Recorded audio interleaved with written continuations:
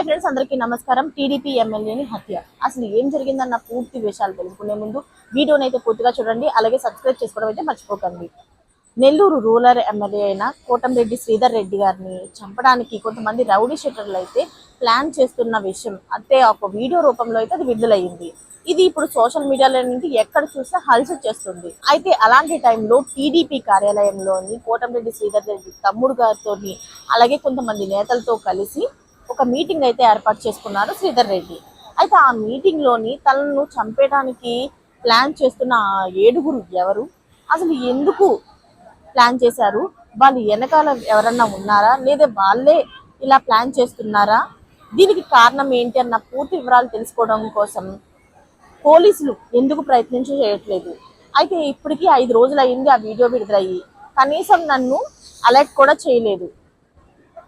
పోలీసులు అసలు ఏం చేయాలనుకుంటున్నారు అని ఆయన అయితే తీవ్ర స్థాయిలో మండిపడ్డారు.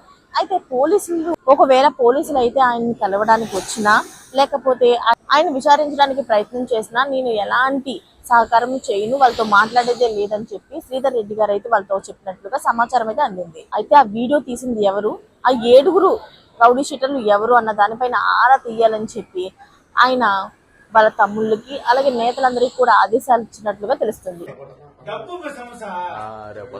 చూసుకోండి